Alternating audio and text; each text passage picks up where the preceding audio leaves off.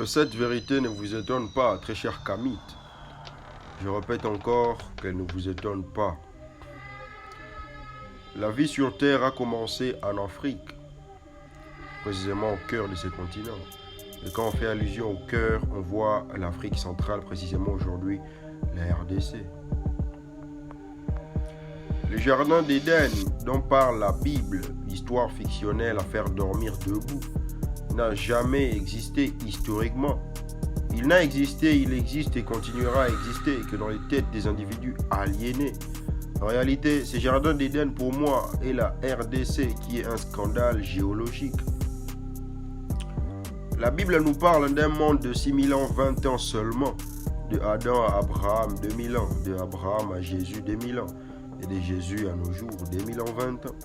C'est une bêtise que seuls les crédules peuvent accepter, que seuls les aliénés peuvent accepter, ceux qui croient même sans avoir vu, une croyance à l'aveugle. Ceux-là sont donc devenus des moutons des panurges.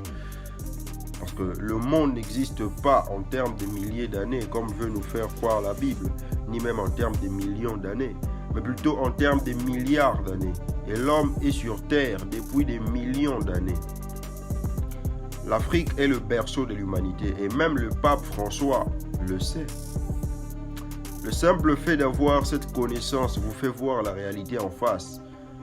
La Genèse est donc à brûler, car parlant d'un certain Adam et d'une certaine Ève ayant vécu en Asie, près du fleuve Tigre et Euphrate, ce qui va à l'encontre de la réalité historique. Adam et Ève ne sont que fiction littéraire. S'ils ont existé comme le dit la Bible et qu'ils sont les premières personnes créées par Dieu, qui ont donc construit les pyramides, qui ont plus de 12 000 ans d'existence. Comment les rédacteurs de la Bible ont fait pour calculer l'âge de la mort d'Adam, lui qui est né adulte? Dans Genèse 1.3, la Bible nous dit que la lumière a existé avant la création des astres lumineux, précisément ici le soleil, principale source de lumière. Posez un peu la question aux rédacteurs de la Bible, ou posez-la aux chrétiens. Qu'est-ce qui éclairait la terre avant la création du soleil et comment ils ont fait pour compter les 3 premières journées? Tout ça est d'abord pour vous faire voir que la Bible n'est qu'une fiction littéraire, un livre à puérilité. En effet, la vérité, c'est l'histoire et pas n'importe laquelle, l'authentique. La science nous prouve que les plus vieux ossements de l'homme debout datent de plus de 1,8 million d'années et lesquels ont été découverts en Afrique centrale, en Tanzanie, gorge d'Oldoway. Cette personne a été appelée Lucie. Il est fort probable qu'en étant nomade, elle mourut en Tanzanie en provenance de la RDC, qui est le cœur de l'Afrique, étant donné que tout part du cœur. Cela n'est pas un hasard que la RDC soit le pays le plus riche au monde en sous-sol, en ressources naturelles, sans compter sa complexité indélébile de sa faune et de sa flore. Le paradis terrestre, c'est la RDC. C'est une thèse qui marche de dire que la RDC est le berceau de l'humanité, car l'énergie primordiale ayant créé l'homme sur Terre lui a doté de tout ce qu'il aurait besoin pour son développement sur tous les plans.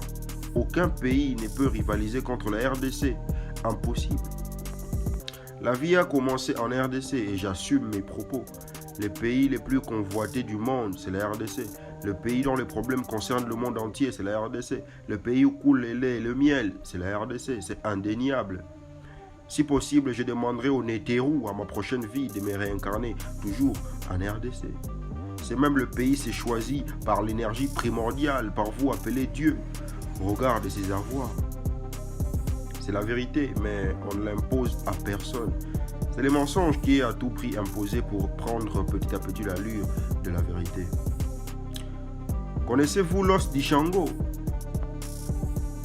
L'os d'Ishango est un os de mammifère aminci, raclé, poli et gravé d'environ 10 cm, avec un morceau de quartz tranchant à son extrémité. Grâce à la stratigraphie et à la méthode de datation au carbone 14, nous savons qu'il est vieux d'environ 20 000 ans. Il comporte 168 encoches réparties sur 3 colonnes et regroupe de manière intentionnelle est regroupée de manière intentionnelle et dont les résultats suggèrent des connaissances mathématiques avancées. Selon les travaux de l'astrophysicien Jean-Paul Mbelek, l'analyse mathématique de l'objet dévoile la maîtrise par les Bantous de cette époque des suites arithmétiques, des duplications, des multiplications et des soustractions, ainsi que la connaissance des nombres premiers.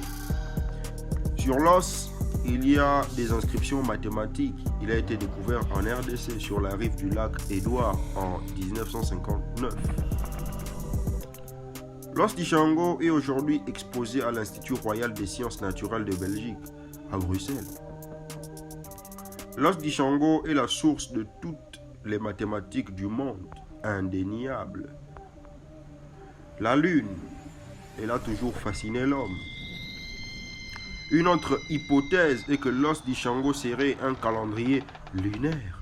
Les mouvements de la Lune peuvent être observés et les Congolais de l'époque ont noté très tôt les mouvements des astres.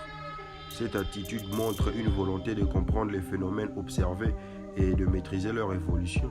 Ce sont nos ancêtres de l'Afrique centrale congolais qui sont montés dans la vallée du Nil, toujours à Kama, pour former la plus grande civilisation du monde, Kemet, l'Égypte antique. Quelle preuve voulez-vous encore, mes frères congolais? Soyez fiers partout où vous allez d'affirmer que les mathématiques proviennent d'Afrique et précisément de votre pays, la République démocratique du Congo.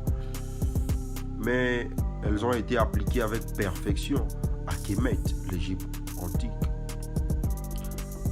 Réveillez-vous, ne soyez plus des aliénés.